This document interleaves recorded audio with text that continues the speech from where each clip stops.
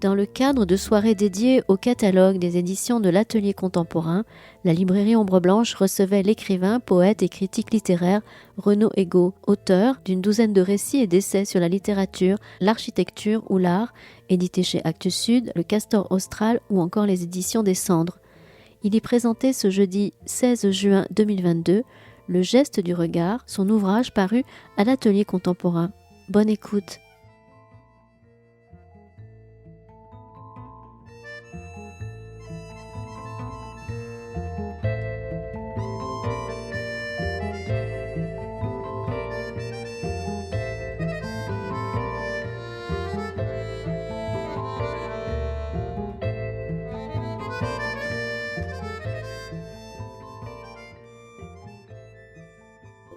On va faire brièvement les présentations, mais tout de même,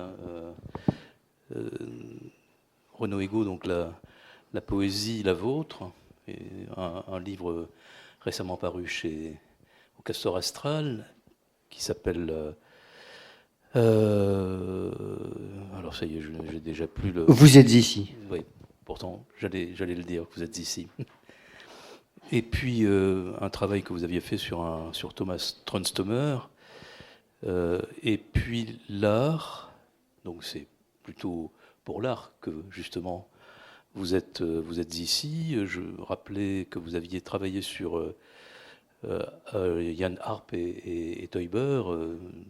Vous êtes aussi à Strasbourg comme votre éditeur ou... Non, c'est parce que je connaissais la Fondation Arp, qui se trouve à Clamart. Voilà, c'est comme ça que les choses se sont faites. Et c'est un livre où j'avais à cœur de faire se croiser en fait les deux figures de Jean Hans Arp et de Sophie Teuber, qui était un des couples très importants dans l'histoire de l'art du XXe siècle, mais Sophie Teuber avait été un peu effacée par l'œuvre de Arp et aussi par sa disparition précoce et accidentelle pendant la Seconde Guerre mondiale.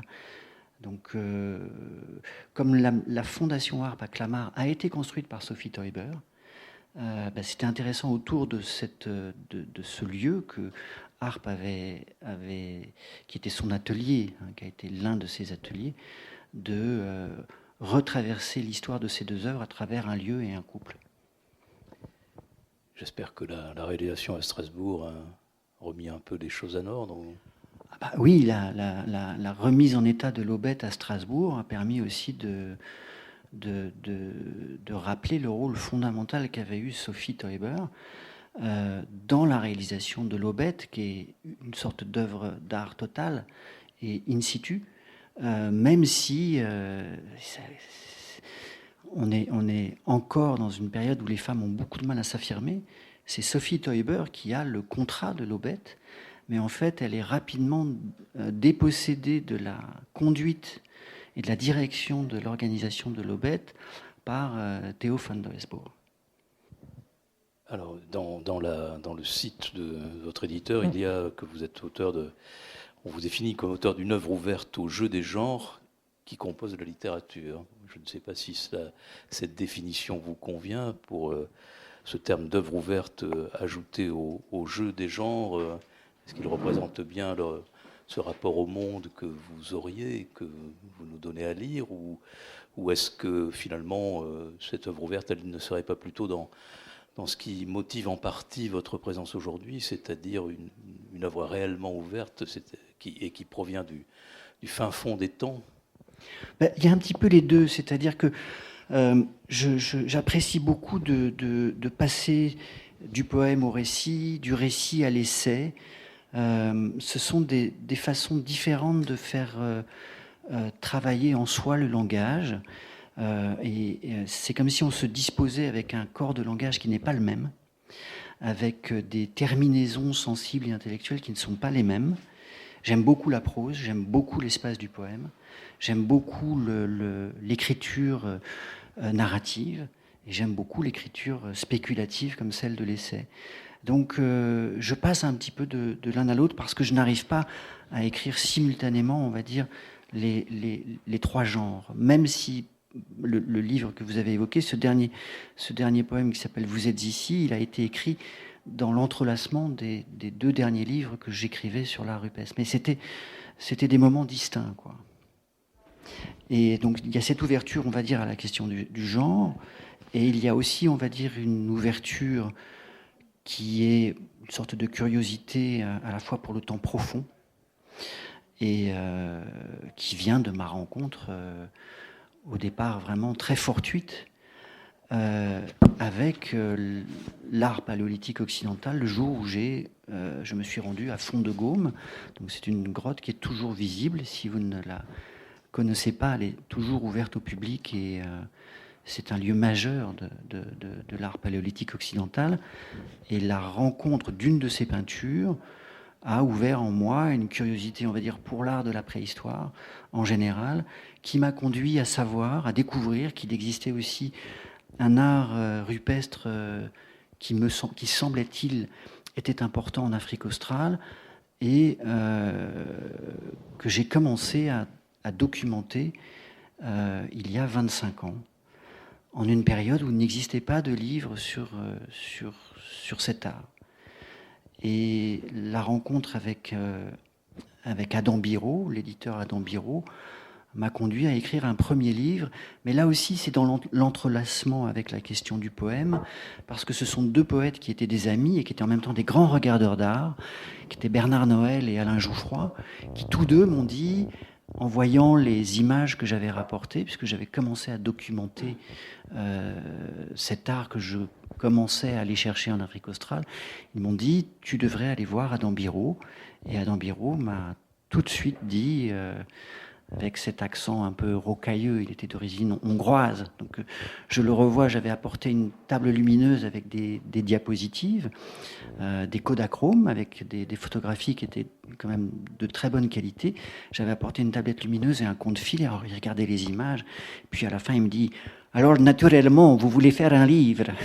me dit-il, et il me dit « On va le faire ». Voilà. Et je rappelle ça parce que ça a été d'une très grande simplicité, d'une très grande générosité. C'était aussi encore un âge où les éditeurs d'art pouvaient fonctionner comme ça. En 20 ans, l'édition s'est totalement transformée. Donc il y a cette ouverture comme ça vers le temps profond, mais en même temps, ce temps profond, il se déplie, je dirais, dans une figure de l'espace, dans cette espèce d'espace que constitue l'espèce humaine qui est l'espèce parlante, et c'est la question du livre « Vous êtes ici ». Donc les 2 figures sont un peu en miroir. Je vais lire juste la toute petite introduction à ce geste du regard. Le jour où les œuvres de la préhistoire sont entrées dans mon existence, j'ai reçu leur abîme de temps, avec le même sentiment de vertige qui les avait fait admirer quand, au tournant du XIXe siècle, s'était effondré le plancher grec, égyptien ou mésopotamien sur lequel on croyait solidement se tenir. Elle me révélait une humanité qui commençait avec l'utérus de la terre, avait le feu pour énergie et pour lumière, un rêve animal dont elle nous adressait la dévotion et le faste. Quant à la pensée qui s'était ainsi haussée jusqu'à la peinture et la sculpture, nous ne savions rien de son trajet, le geste du regard et l'hypothèse de son chemin vers la figure. C'est un abîme de temps. Pour vous, ça a été vous en disiez quelques mots là, il y a quelques minutes, mais ça a été vraiment pour vous une révélation au point d'aller chercher, avec des difficultés que vous évoquiez dans mon bureau tout à l'heure, aller essayer de chercher ce que vous pouviez trouver de plus fort pour exprimer cela. Alors, je vais revenir à cette rencontre de cette peinture avec Fond de Gaume. Donc Fond de Gaume, c'est un étroit boyau très sombre qui est très peu éclairé parce que les peintures sont fragiles. Et je ne savais pas ce que j'allais découvrir. Je n'avais sans doute, peut-être est-ce que j'avais vu dans des livres des reproductions d'images de la préhistoire, mais c'était un peu par hasard. Je passais en Dordogne, aux Aisies, et voilà.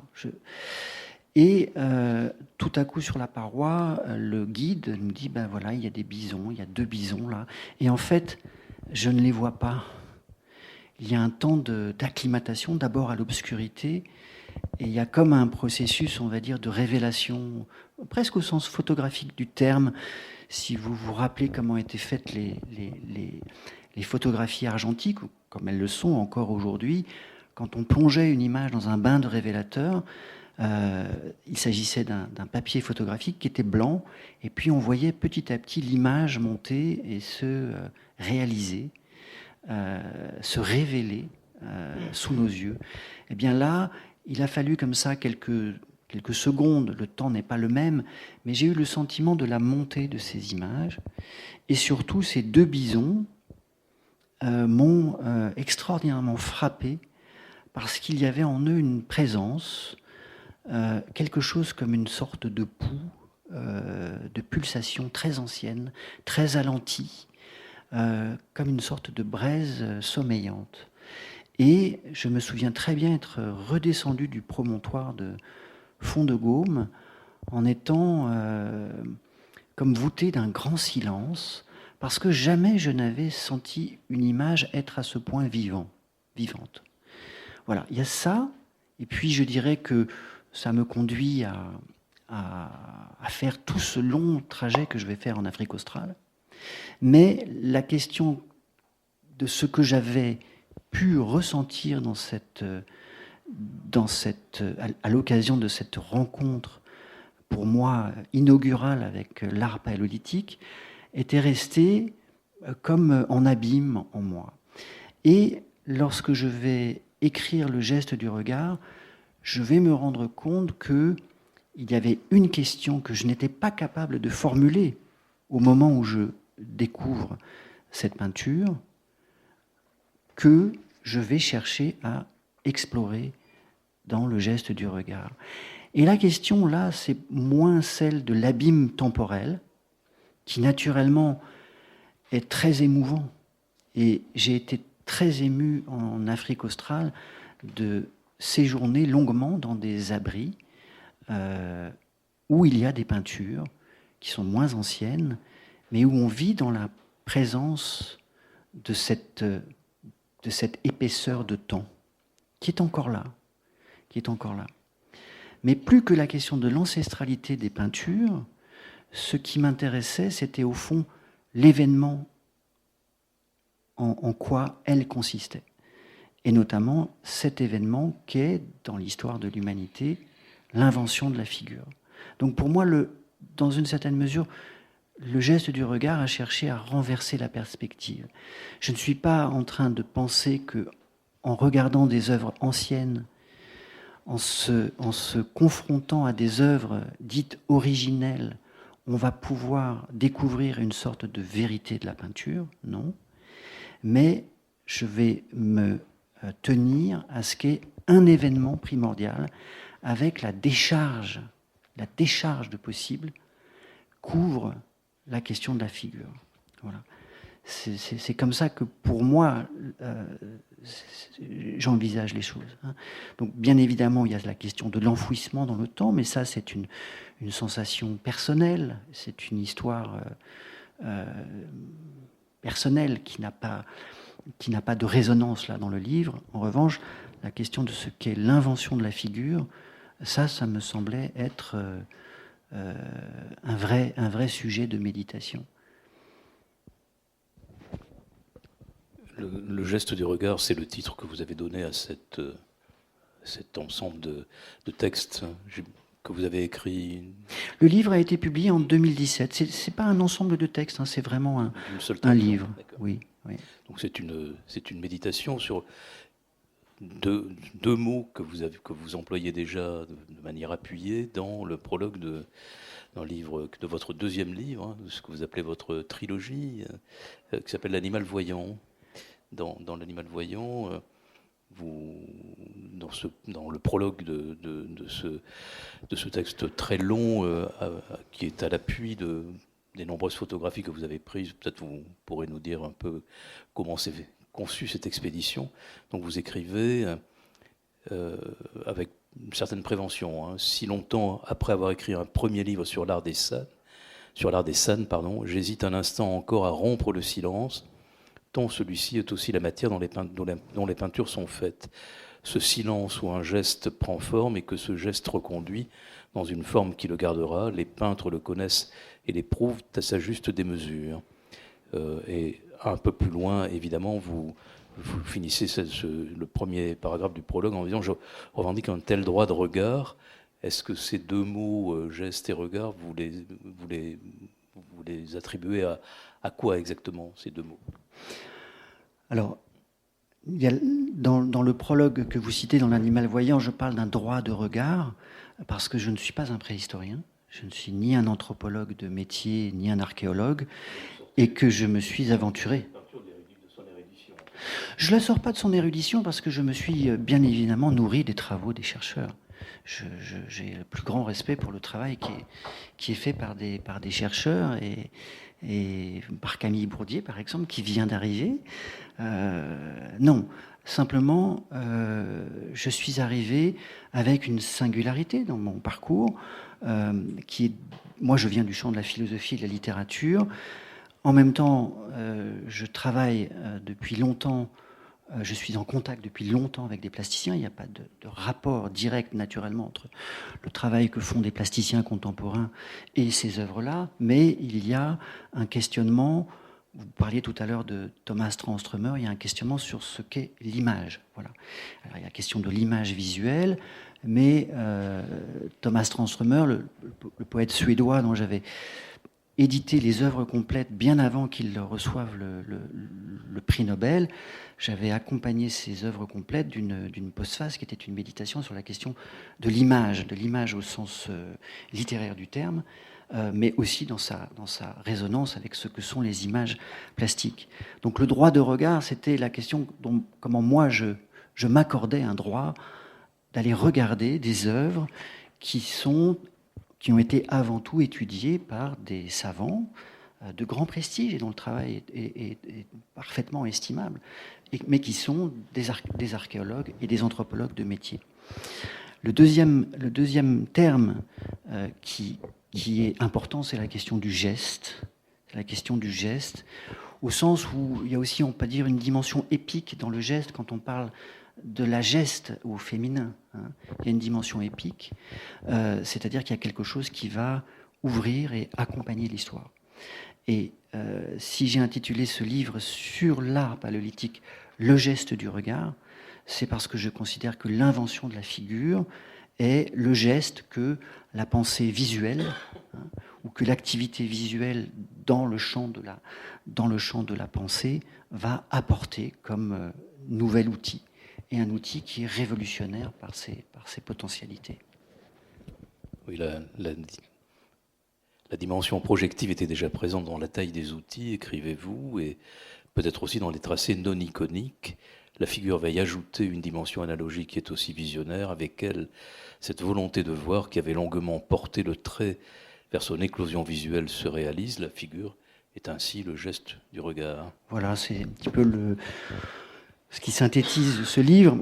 Si vous voulez, c'est un livre qui part je l'ai sous-titré « Hypothèse », mais après tout, l'hypothèse, c'est le genre même de l'essai. Enfin, il n'est pas d'essai véritable qui ne soit soutenu ou sous-tendu par la construction d'une hypothèse et la volonté de porter une hypothèse. Mais si j'ai voulu mettre comme sous-titre à ce livre qui s'appelle « Le geste du regard, hypothèse », c'est parce qu'on est là dans un champ où les données sont à la fois très nombreuses et très éparses, et essayer de reconstruire une sorte de généalogie de l'histoire de la figure ne peut se faire qu'à travers un chemin qui est une hypothèse et en même temps une sorte de rêve ou une sorte de rêverie.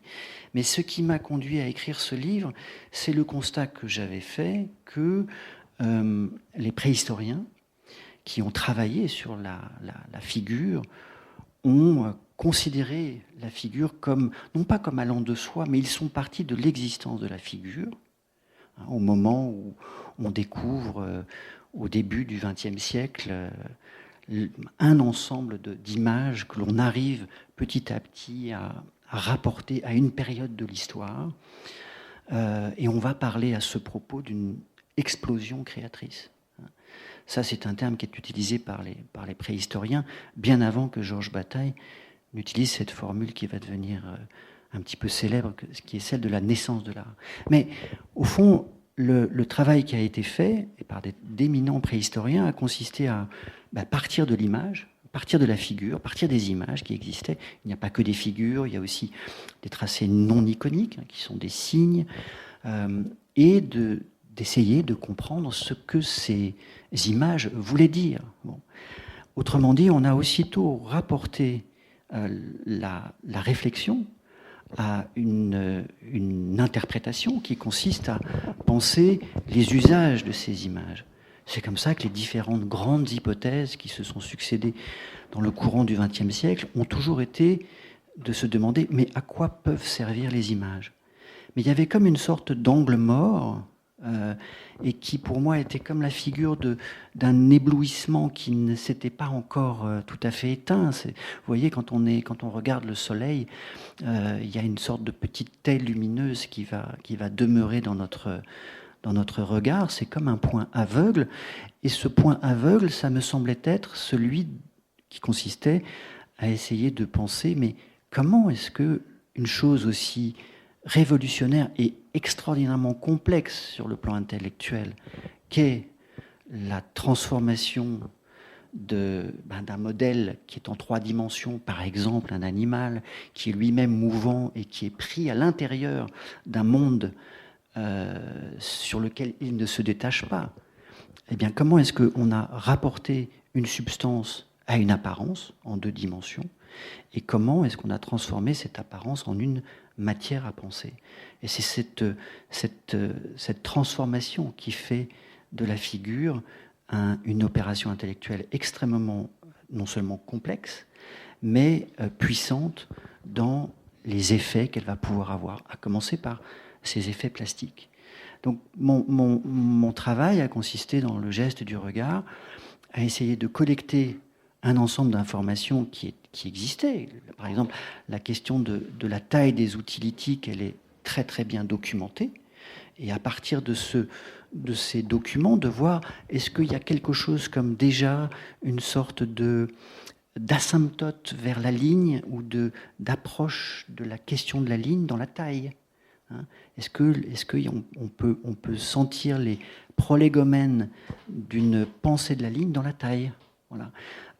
Comment est-ce que la parure, puisque les parures ont existé avant les premières peintures, comment est-ce que la parure est déjà une pensée des images? Donc c'est comme ça que le geste du regard est une hypothèse qui tente de reconstruire une sorte de généalogie de l'invention de la figure. Oui, parce que la taille est extrêmement antérieure aux premières images. Bien sûr, on est dans des échelles de temps qui sont absolument incomparables. Pour donner un cadre temporel, les premières figures, elles ont à peu près 40 000 ans. La taille des outils, ça remonte à 3 millions d'années pour les plus anciens d'entre eux, mais dès 700 000 ans, on a des bifaces. Et qui sont extrêmement fins. Et puis, vers 250 000 ans, on a des bifaces qui sont d'une perfection. Et par exemple, dans les bifaces, va se poser déjà la question de ce qu'est la symétrie. La symétrie des bifaces, elle n'a pas forcément qu'une fonction, elle n'est pas simplement fonctionnelle. On peut même se demander si un outil qui a pour but de couper ou de trancher a une efficacité fonctionnelle lorsque ces 2 bords sont tranchants. Donc, est-ce qu'il n'y a pas déjà quelque chose comme une pensée de la symétrie, en tant que la symétrie, elle vient identifier un outil en lui, en rendant sensible des rapports internes, et du coup, en manifestant sa dimension artificielle. Et puis, il y a quand même quelque chose comme une esquisse, me semble-t-il, de silhouette. Je ne suis pas du tout le premier à l'avoir dit. Dans les bifaces, il y a quelque chose comme une silhouette dont on peut penser que c'est déjà une sorte d'esquisse, encore peut-être un peu grossière, de ce qu'est une silhouette humaine. Donc voilà, c'est comme ça, en essayant de reconstituer de reprendre un certain nombre d'éléments et de les disposer de manière à construire l'hypothèse d'une généalogie de la naissance de la figure. Alors, est-ce que ce serait une façon peut-être de propulser très en arrière la naissance de l'art, cette naissance de l'art, ce terme donné par Georges Bataille, auquel quand même vous rendez un hommage très important, comme si d'une certaine façon Bataille était celui qui est à l'origine de la naissance de l'art. Ben, c'est-à-dire que moi, j'ai la première personne qui m'a ouvert à l'art de la préhistoire, c'est Georges Bataille. J'en étais un lecteur de tas d'autres livres de Bataille, mais il y a ce livre qui s'appelle La naissance de l'art, consacré à Lascaux et qui a été publié en 1954. Je lui rends hommage parce qu'il me semble, mais Camille peut-être pourrait nous le dire, que c'est un auteur que les préhistoriens ne lisent pas. Peut-être que je me trompe. Et je pense que c'est un petit peu injuste, parce que Georges Bataille ne s'est jamais prétendu être un préhistorien. C'est un écrivain dont vous connaissez le spectre des curiosités, puisque c'est autant l'auteur d'un certain nombre de romans, de récits, que quelqu'un qui a une pensée spéculative, ouverte à la question de la religion, à la question de l'érotisme, à la question de l'économie. Enfin, il a une œuvre considérable. Bon. Lascaux, La naissance de l'art, c'est un tout petit moment chez lui, mais en même temps, on le voit dans ses œuvres complètes, ça revient très fréquemment, la question de cet événement de la peinture. Alors, que l'on date la naissance de l'art de Lascaux, ça n'a pas forcément beaucoup d'importance. D'ailleurs, aujourd'hui, eh bien, rejoins-nous. Alors, je vais juste me permettre d'accueillir Camille Bourdier. Tu veux peut-être te présenter. Oui, bonsoir. Je suis maîtresse de conférence en art préhistorique ici à l'Université Toulouse Jean Jaurès. Voilà, et Camille travaille aussi en Afrique, et notamment au Zimbabwe, où elle conduit une mission scientifique de grande importance, et c'est comme ça qu'on a eu aussi l'occasion de se rencontrer. Mais pour terminer sur votre question, Christian, la question de la naissance de l'art, on sait qu'il y a des comportements symboliques qui sont bien antérieurs à l'apparition de la figure. Il y a certainement quelque chose comme une pensée esthétique qui est déjà à l'œuvre dans la parure, c'est évident, quand bien même les parures sont certainement déterminées par une dimension d'usage. Hein. C'est pas simplement une parure au sens décoratif du terme. Donc, au fond, essayer de donner une naissance, une date de naissance n'a pas beaucoup de sens. Mais les préhistoriens ont eu un grand rôle dans ça, en déterminant, par exemple, de la naissance de l'apparition de ces figures ou de cet art figuratif, disons aux alentours de moins 40 000 ans, on a quand même déterminé une nouvelle période de la préhistoire, celle qu'on a appelée le paléolithique supérieur. Et le terme de supérieur n'est certainement pas complètement anodin, même si je sais bien que c'est une construction qui vient succéder à ce qu'on appelle le paléolithique moyen, puis le paléolithique inférieur, etc. Parce que finalement, est-ce que le plus important ne serait pas de ce qui est de l'émerveillement? Et est-ce que, justement, je vais laisser la parole à Camille, mais est-ce qu'il existe encore cet émerveillement auquel Bataille fait d'une certaine façon référence? Il écrit « Nous voici devant la découverte renversante, vieille de quelques 20 000 ans. Ces peintures ont la fraîcheur de la jeunesse. Les enfants les trouvèrent en entrant dans la fissure laissée par un arbre déraciné. Un peu plus loin, la tempête n'aurait pas tracé la voie qui mène au trésor des mille et une nuits qu'est la grotte. » Voilà. Est-ce que, on va dire aujourd'hui, quand on est dans la préhistoire et quand c'est son métier, est-ce qu'on est encore animé par l'émerveillement qui conduisait l'abbé Breuil, voire peut-être Émile Cartaillac, et en tout cas à coup sûr Georges Bataille?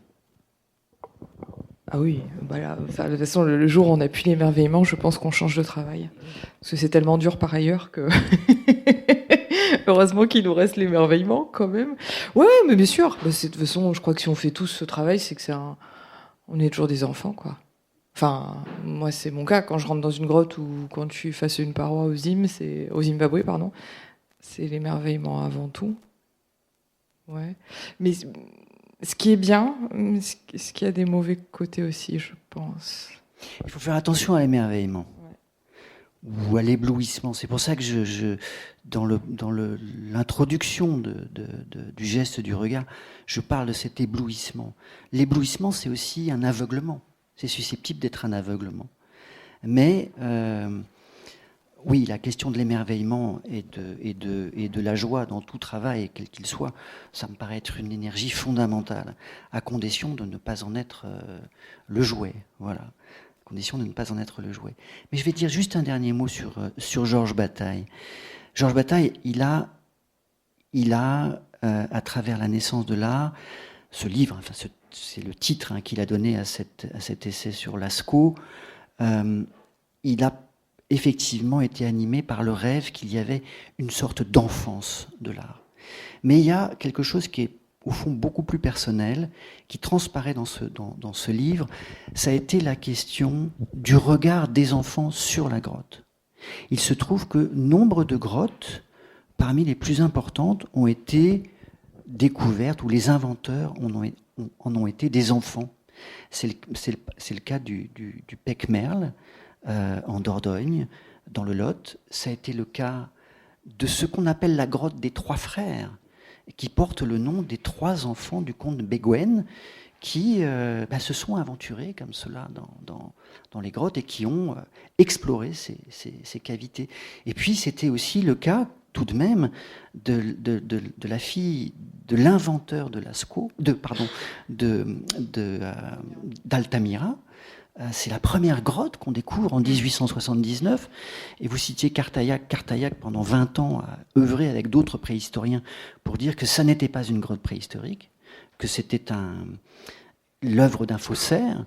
Et c'est seulement 20 ans plus tard que, devant les preuves de l'existence d'une humanité extrêmement ancienne, avec le travail qui avait été fait dans la grotte de la Moute, qu'il a accepté, qu'on a accepté cette idée qui était très difficile de concevoir, qu'il existait une humanité très, très ancienne et surtout dotée de compétences intellectuelles et artistiques qui rendaient désormais inévitable de poser la question d'une ancienneté radicale de ce qu'on appelait jusqu'à présent l'art. Il y a un magnifique bouquin de Daniel Fabre. Exactement. À ce sujet. J'étais en train de chercher en fait mais j'arrive plus à me souvenir du titre. C'est un petit livre qui a été publié aux éditions de l'Échoppe. Je n'ai oublié le titre. C'est un livre remarquable de Daniel Fabre qui raconte, oui, c'est son dernier livre, qui raconte comment Georges Bataille a travaillé et quelles étaient ses motivations profondes, et notamment ce rapport au regard des enfants.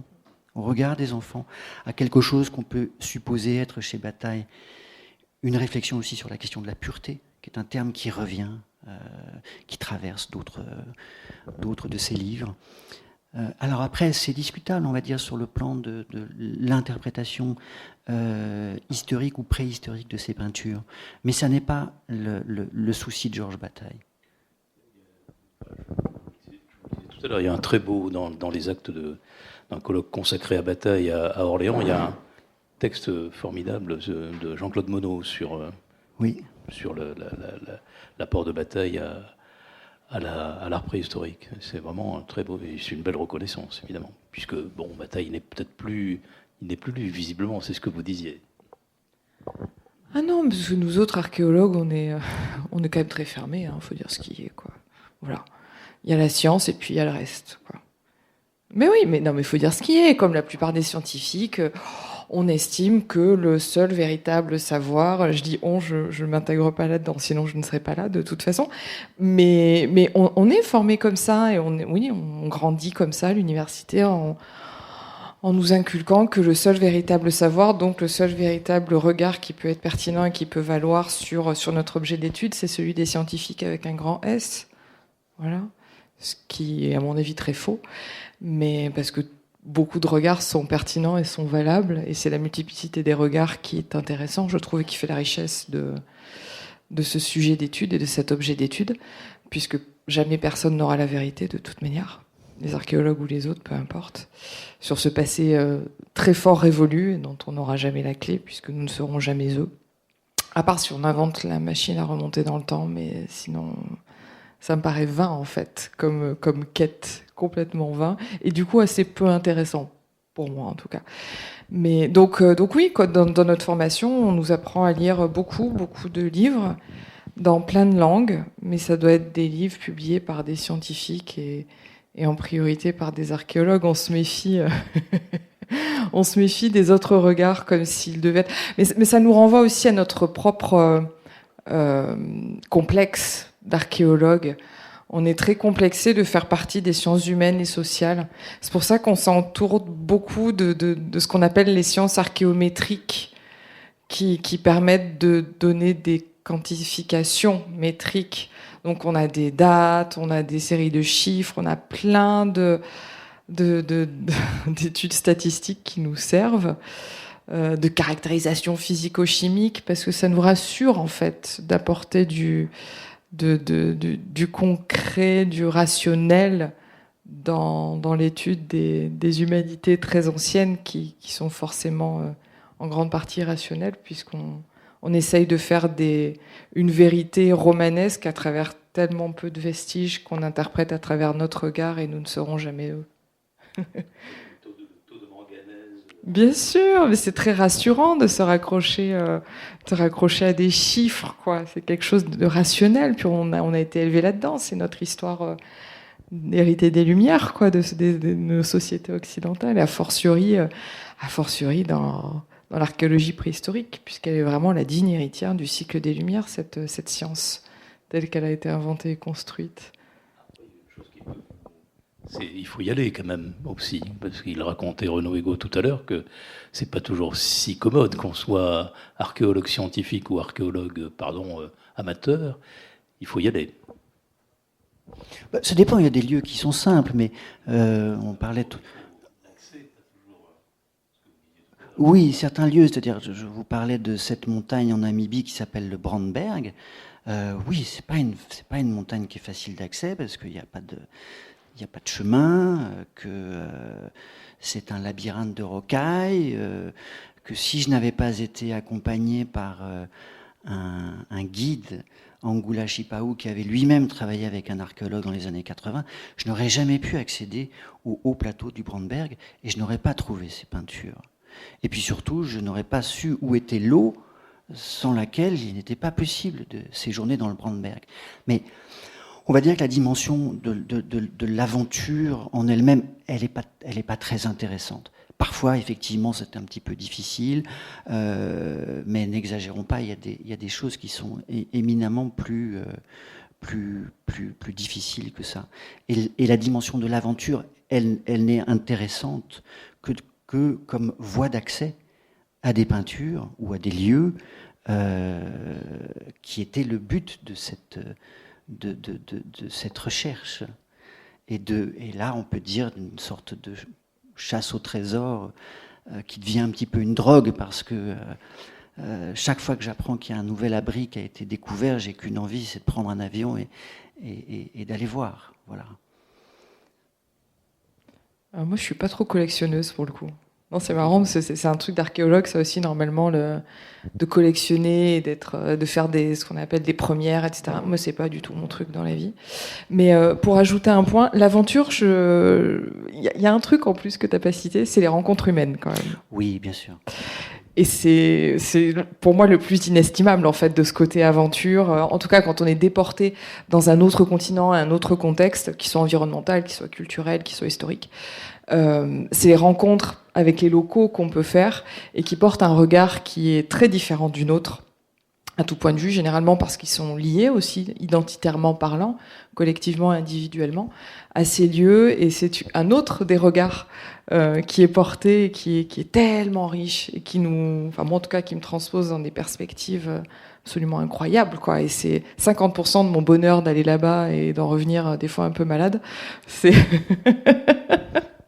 c'est les gens. C'est ça la richesse, en fait. Plus que l'objet en lui-même, c'est tout ce qu'il y a autour, quoi. Enfin, pour moi. Non, tu as tout à fait raison. Il se trouve que c'est vrai, en Afrique australe, où je vais depuis 25 ans, les rencontres sont extraordinaires. Il y a une aménité dans les rencontres qui est formidable et qui ne s'est jamais démentie. Voilà. Donc ça participe aussi complètement du plaisir qu'il y a à aller là-bas en Afrique.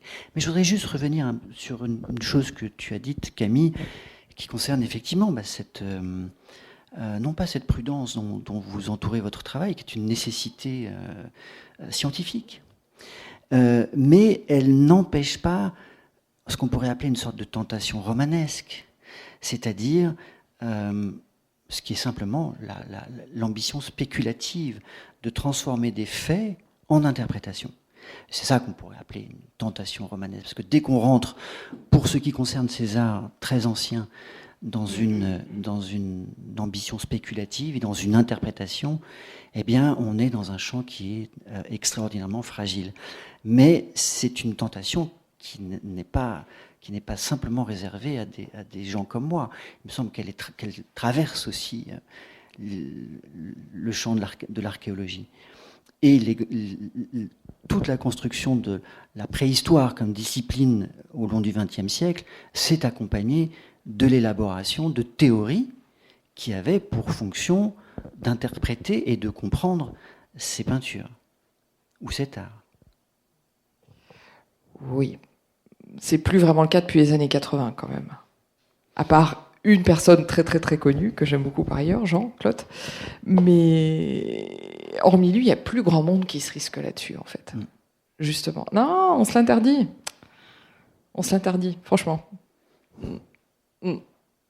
C'est pas si c'est bien, si c'est mal, en tout cas, on se l'interdit assez fondamentalement.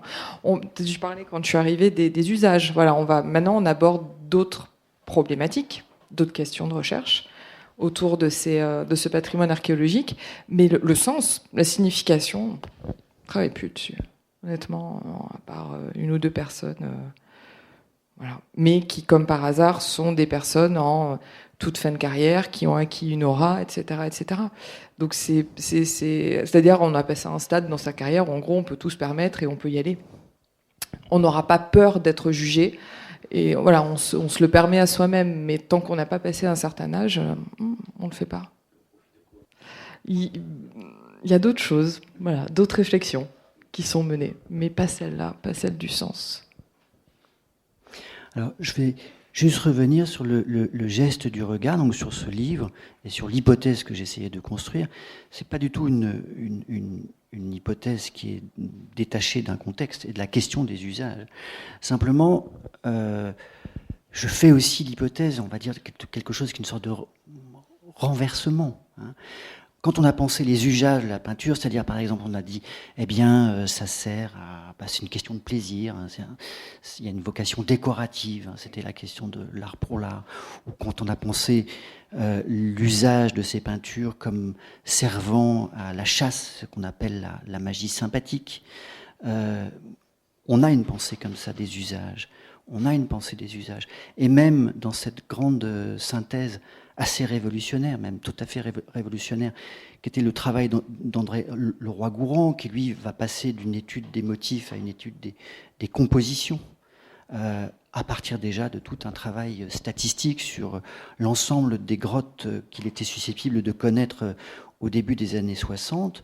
Il va poser une interprétation qui est celle, je la résume un tout petit peu grossièrement, d'une sorte de représentation d'une division sexuelle à l'œuvre, voilà, dans les peintures. Eh bien, cette interprétation, elle porte en elle-même déjà quelque chose de ce à quoi servent les images, c'est-à-dire à penser quelque chose comme une sorte de division sexuelle. Moi, ce que j'ai essayé de faire, c'est que la question de l'interprétation, on peut toujours la ramener à une question, c'est qu'est-ce que ça veut dire? C'est ça, on est confronté à des peintures et on se dit mais qu'est-ce que ça veut dire? Tandis que je me suis dit mais les peintures, c'est pas ça, c'est pas la bonne question, qu'est-ce qu'elles veulent dire? Peut-être est-ce qu'on peut les questionner en se rapportant à ce qu'elles sont elles-mêmes et se demander mais qu'est-ce que ça fait une peinture? Qu'est-ce que ça fait une image? Qu'est-ce que ça fait une figure? Et ça fait des choses en elle-même. Par exemple, on peut tout à fait répondre objectivement qu'une peinture, qu'est-ce que ça fait? Qu'est-ce que ça veut faire? Ça cherche déjà à montrer quelque chose, ça cherche à rendre visible quelque chose. Et j'essaie d'avoir les termes les plus neutres possibles. Mais dès qu'on dit montrer, eh bien, effectivement, montrer, c'est comme on montre du doigt, eh bien, c'est désigner quelque chose. Et la figure, c'est vrai qu'elle commence à désigner dans l'espace du visible, à faire un premier travail de repérage, voilà, qui sont, alors de repérage essentiellement de grands animaux. Bon, je ne vais pas rentrer dans le détail, mais ça témoigne de quelque chose qui est déjà une désignation, voilà, une première désignation. Donc ça, c'est déjà une pensée, on va dire, de l'usage. Mais moi, j'essaie de la référer à ce que font en elles-mêmes les peintures.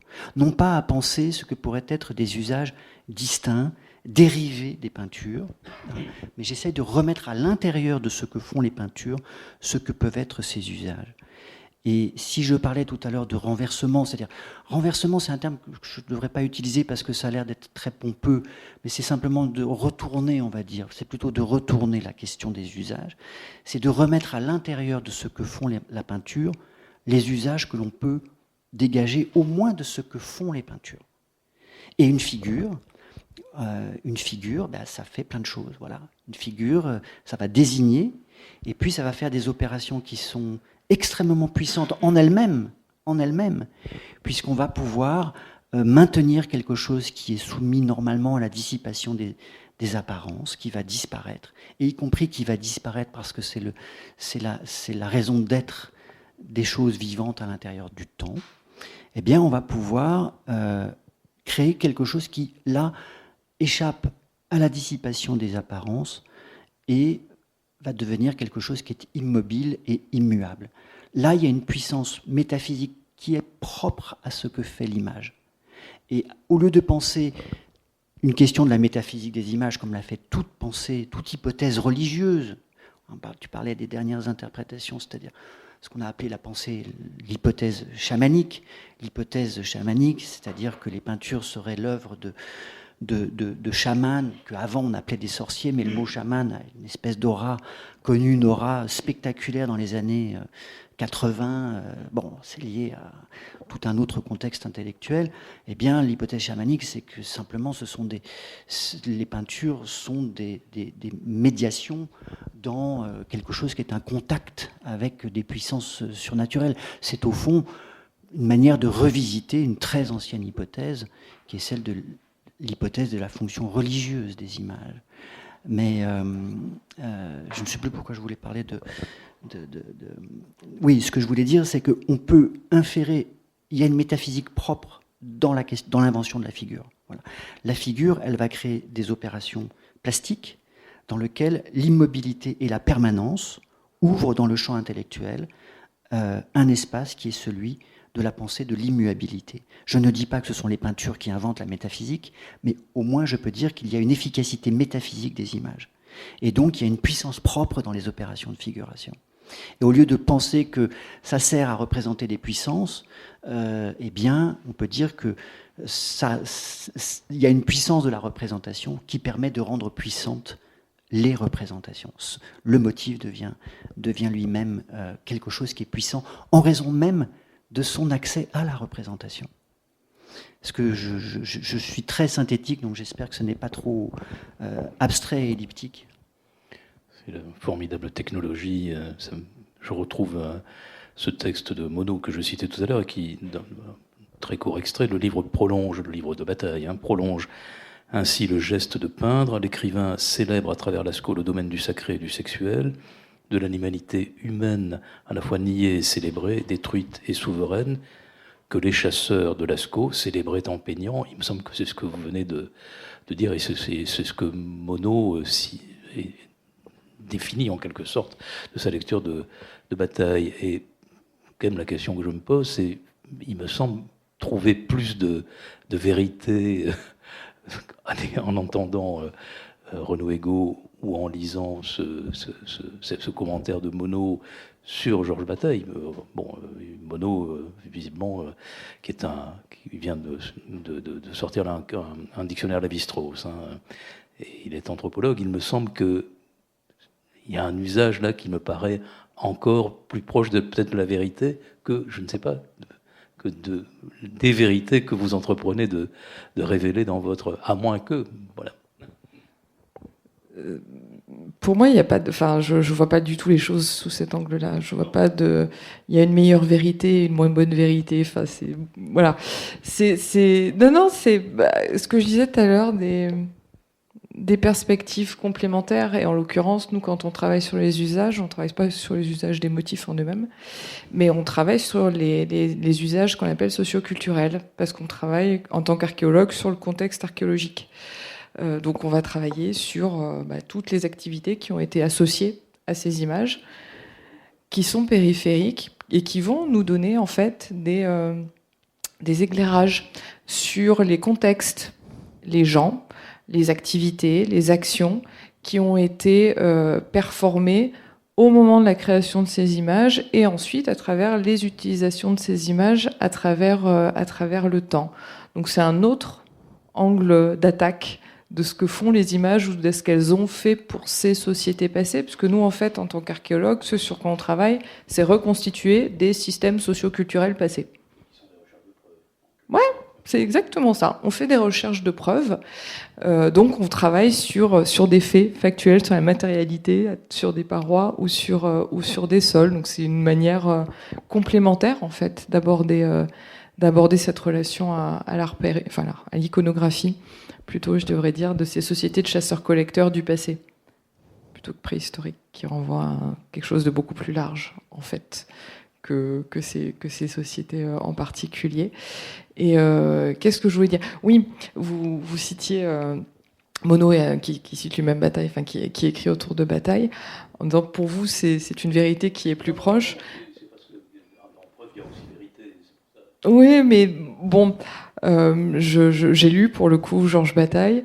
Je partage pas obligatoirement son point de vue, sa vision de Lascaux. Ça veut pas dire qu'il a raison, que j'ai tort ou vice versa.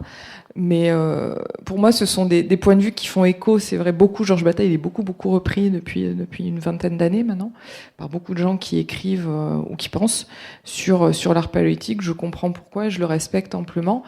Mais je pense que ça fait aussi écho à beaucoup de gens dans notre société, parce qu'en fait, ce qu'ils projettent dessus est tellement occidental et tellement contemporain que bien évidemment qu'on se retrouve dedans. Voilà. Si on était d'une autre culture, je ne suis pas persuadée que ça nous ferait autant écho. Non, bien sûr, il y a le contexte dans lequel Georges Bataille écrit, il y a son propre parcours, et c'est une vision certainement très occidentale d'un art que l'on perçoit encore, pas simplement dans son unité occidentale, parce qu'il ne faut pas oublier que Georges Bataille a quand même fait une revue en 1929 et 1930 qui s'appelle Documents, dans laquelle il y a une formidable ouverture à des arts que l'on ne connaît pas. Et notamment, c'est dans Documents que paraissent en français les premiers textes en français de Karl Einstein, qui est un historien de l'art que l'on a oublié, un historien d'origine allemande, qui est le premier à avoir fait une étude très sérieuse de la statuaire africaine. C'est-à-dire d'avoir sorti la statuaire africaine de la façon dont les cubistes l'avaient, au fond, récupérée à des fins de captation plastique. Voilà, c'est une source d'inspiration. Karl Einstein va faire un vrai travail. Et Et on voit ça dans la revue que fait Bataille avec, comme par hasard, Michel Léris. C'est pas du tout un hasard.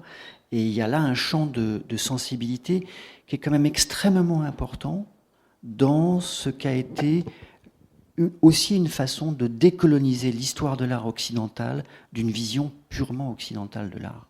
Et ça, il faut rendre grâce à des gens de cette génération, dont Georges Bataille, quelles que soient par ailleurs les limites dont il conviendrait parfaitement sur ce qu'est ce rêve qui le porte, parce qu'il y a un rêve en lui quand il va à Lascaux. Il veut se mettre là où les enfants, comment ils ont découvert les choses. Il veut se remettre dans ce regard de l'ouverture qui a aussi chez lui une dimension, on va dire, religieuse. C'est quand même un ancien élève du petit et du grand séminaire, si je ne me trompe. Et la question de l'apparition, la façon dont les peintures sont apparues aux enfants, c'était très important dans sa démarche. Et dans la naissance de l'art, c'est vrai qu'on peut dire que la question de l'apparition, au sens, non pas au sens religieux du terme, mais tel qu'il peut avoir cette connotation très puissante, il me semble que ça a habité le regard de la préhistoire qui se construit à ce moment-là, et que ça reste néanmoins, pour toute personne qui a la chance de découvrir ou de voir un tel art, une expérience personnelle extraordinairement forte. Je ne sais pas, tu me diras si tu es d'accord avec ça ou non, mais bien évidemment, je fréquente les musées, les expositions, mais une œuvre qui est dans un musée, elle est posée sur une simèse, on va l'enlever, on va la retirer, on pourra la mettre ailleurs, tandis que ces œuvres, elles sont absolument consubstantielles des lieux. Il y a une adéquation, une corporéité totale. Vous ne pouvez pas enlever la peinture, vous ne pouvez pas enlever la peinture de son lieu. Et je me souviens que l'une des premières fois où je me suis rendu en Afrique australe, je suis allé au musée de Pietermaritzburg. C'est une petite ville de province au pied du Drakensberg, qui est cette montagne couronnée par le Lesotho et qui possède beaucoup d'abris peints. Et la responsable du département d'archéologie de ce musée, qui s'appelle Valérie Ward, qui était une personne tout à fait remarquable, va me montrer dans les galeries, dans les réserves, des pierres qui ont été cassées de la roche et qui sont posées sur des claies métalliques et qui sont recouverts d'un tissu exactement comme un suaire. Et quand elle retire ces tissus, qui a une petite figurine comme ça, d'élan, eh bien, ces documents sont morts. Ils sont morts, d'ailleurs, ils sont conservés comme des gisants. Et ça n'existe pas quand on va dans les lieux. Parce que là, les peintures, elles sont consubstantielles de la paroi, elles ont un rapport avec la paroi. La paroi, on peut faire l'hypothèse qu'elle est quelque chose comme un voile, ou en tout cas, on voit très bien qu'il y a de très nombreuses représentations de figures qui sortent d'anfractuosité, qui sont dessinées de manière partielle, comme si elles sortaient d'une fissure, ou comme si elles allaient glisser derrière un petit pendant rocheux pour se glisser à l'intérieur de la roche. Donc la question de la paroi et de l'intériorité de la roche, elle ne peut se penser et s'expérimenter que dans le lieu de l'abri. Et vraisemblablement, le lieu de l'abri n'est pas lui-même tout à fait choisi au hasard. En tout cas, il y a une relation avec l'espace qui l'entoure, quand bien même ces relations nous sont désormais inaccessibles, parce que les lieux étaient choisis selon, pas simplement selon des questions d'ordre pratique, telles que de la présence de l'eau ou quoi que ce soit. Il y a des lieux que j'ai pu voir dans le Brandberg qui étaient éloignés de toute proximité d'eau. Il n'y avait pas d'eau à la ronde et qui étaient merveilleusement décorés, qui étaient très difficiles d'accès. On pouvait à peine s'y tenir debout, alors que 100 mètres ou 200 mètres ou 1 kilomètre plus loin, il y avait un immense abri magnifique avec des points d'eau, mais il n'y avait pas une seule peinture. Ouais, alors, peut-être que je pars sur complètement autre chose, hein, mais de t'écouter, ça m'inspire. Tu m'inspires, Renaud.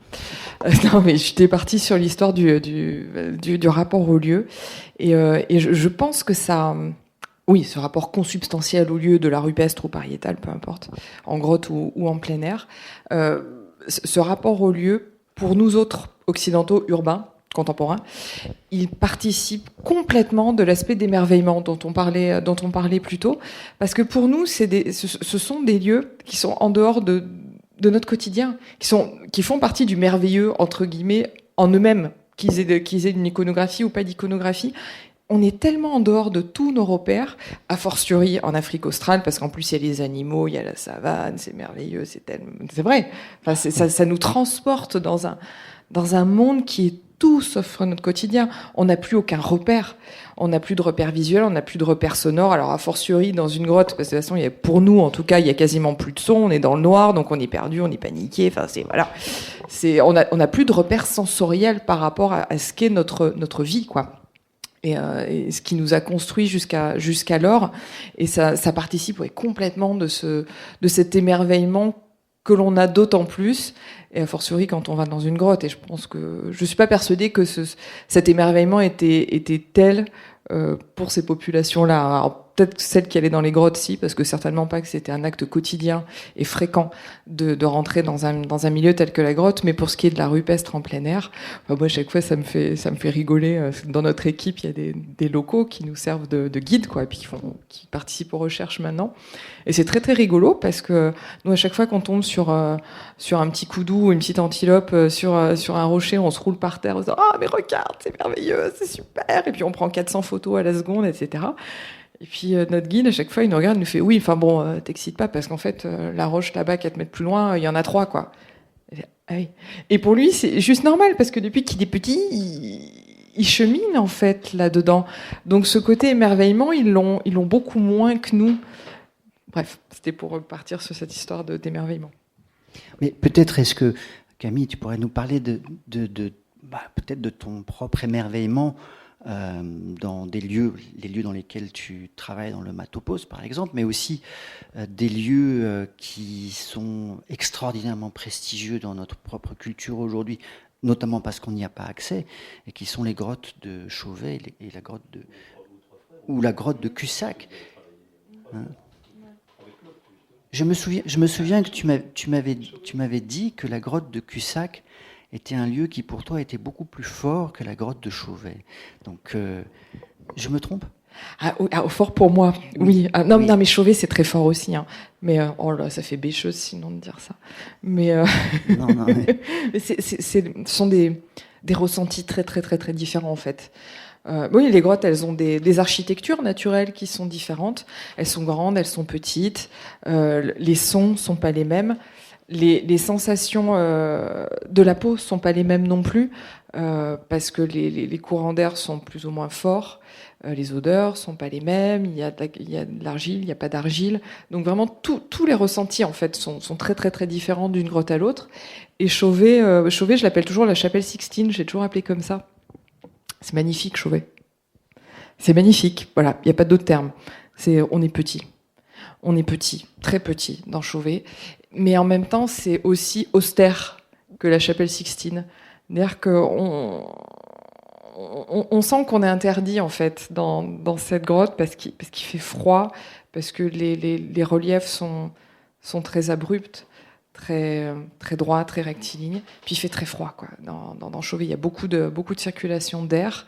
Et puis c'est impressionnant, quoi. Ce qu'on a sous les yeux, ça impose le respect, quoi. Enfin, voilà, on sent très petit, comme dans la chapelle Sixtine, qui était faite pour ça, d'ailleurs, en partie. À l'inverse, Cussac, non. C'est très long, mais c'est assez bas de plafond. Et c'est tout arrondi. C'est très très très arrondi, puis on passe de grands espaces à des tout petits espaces où des fois on est même obligé d'ailleurs d'être à 4 pattes. Et il y a peu de circulation d'air, il fait assez chaud pour dans une grotte. Alors, ouais, c'est la notion de chaleur dans une grotte, mais il fait 13, 14 degrés, donc en fait il fait plutôt chaud. C'est pas humide, contrairement à Chauvet, et il y a de l'argile partout. Donc il y a un rapport très, voilà, j'arrête pas de faire ça, mais très corporel et charnel en fait à cette grotte.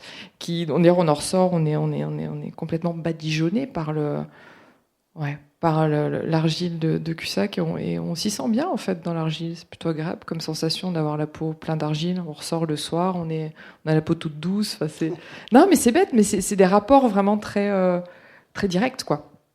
Au lieu, et ça je suis persuadée que ça a joué pour le coup pour ces populations aussi, et c'est vrai que le ressenti qu'on a est pas le même. D'ailleurs, ce qu'on a sur les parois de Cussac, c'est très drôle quoi. C'est des caricatures incroyables. D'ailleurs, il y a plein de figures auxquelles on a donné des noms de héros de bande dessinée, parce que ça ressemble vraiment à des bandes dessinées. Il y a du Tex Avery, il y a du Jolly Jumper, ouais. Le regard était construit par là aussi. Mais est-ce qu'il n'y a pas une surdétermination ? Parce que, vous voyez, ils ne vont pas peindre les animaux qu'ils chassent. En revanche, il est vraisemblable qu'ils sont entourés d'animaux. Et eux, ils sont très peu nombreux. Ils sont très très peu nombreux.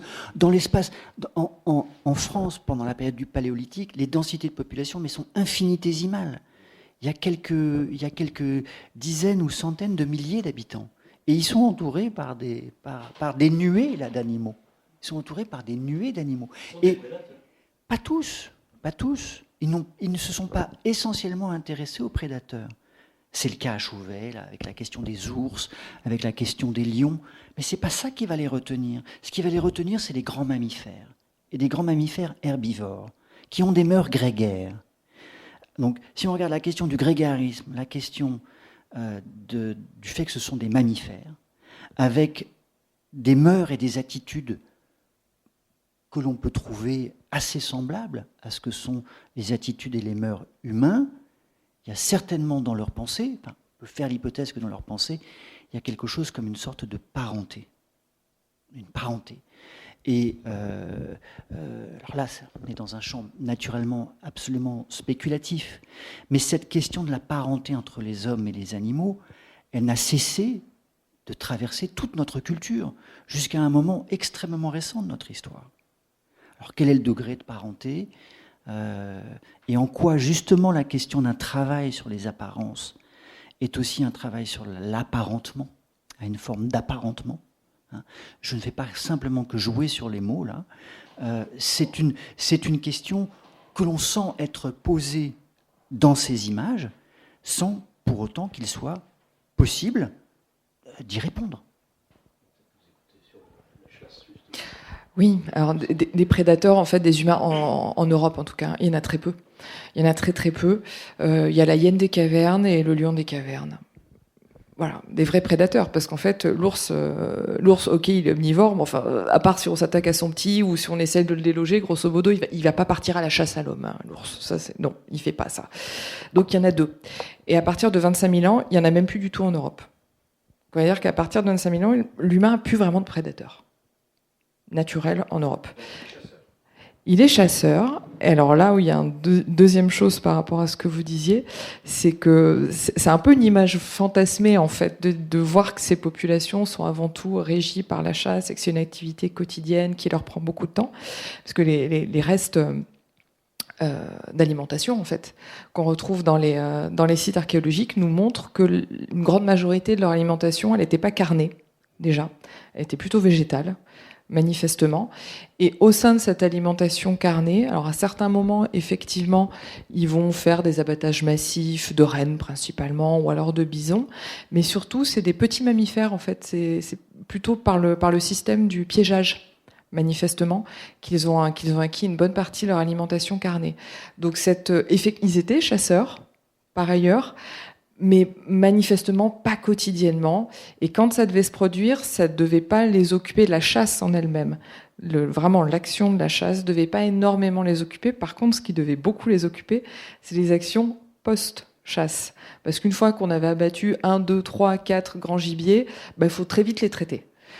Faut les découper, faut séparer ce qu'on consomme de ce que l'on va traiter, fumage, etc., pour consommer mais en différé, traiter les peaux, et là, faut les traiter tout de suite, et c'est extrêmement important, les peaux, en fait, peut-être plus que la viande, c'est les peaux qui sont essentielles.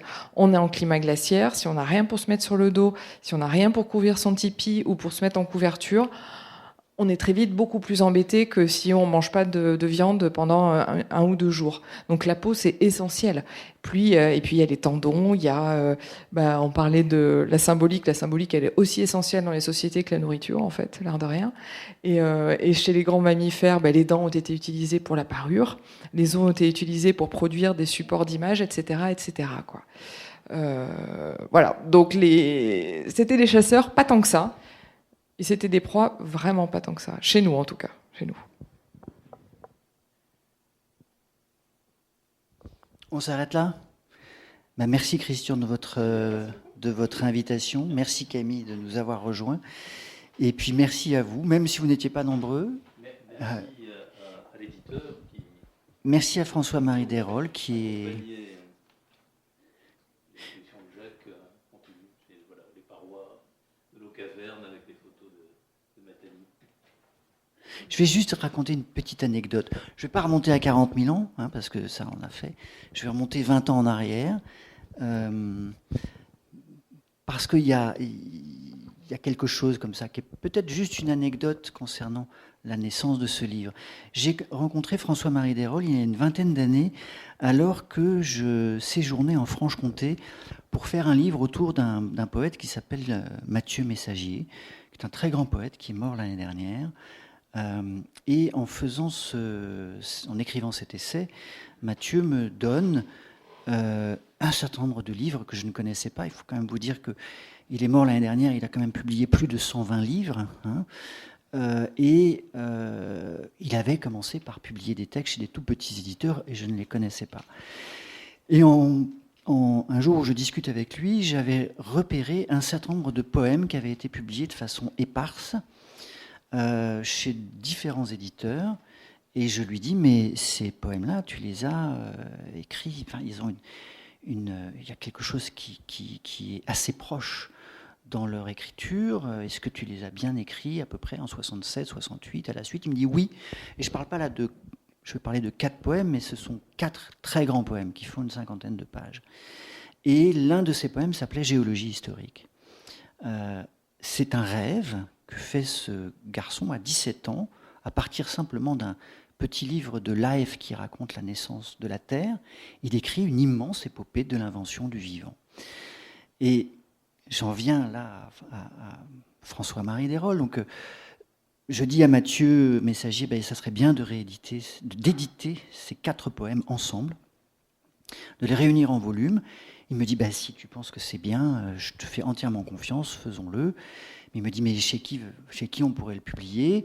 Et je lui dis, je vais en parler à Christian Bourgois, à qui j'écris aussitôt, et je vois Christian Bourgois quelques jours plus tard, et qui, c'est un prince de l'édition, c'est un homme absolument extraordinaire, me dit, mais écoute, si tu penses que c'est bien, moi je te fais entièrement confiance, faisons-le. Mais il me dit, mais tu sais, les livres de Mathieu, j'ai un petit peu de mal à les vendre. Est-ce qu'on pourrait avoir une petite aide? Et François-Marie, qui est présent ici, dirigeait à ce moment-là le centre régional de Franche-Comté. Et je me suis rapproché de lui pour lui demander s'il était possible d'avoir une petite aide. Et il a dit oui, tout de suite. Et donc ce livre est né comme ça, dans une espèce de grâce, simplement parce que quelques personnes se mettent d'accord dans une simplicité amicale sur la naissance d'un livre. Et ce livre s'intitulait Géologie historique. Donc c'est aussi comme ça, on va dire, une espèce de lien entre la question de la préhistoire, de la poésie et du fait que ce livre, Le geste du regard, publié bien plus tard, avait aussi sa propre préhistoire, même à l'échelle de notre existence partagée. Voilà. Merci à vous.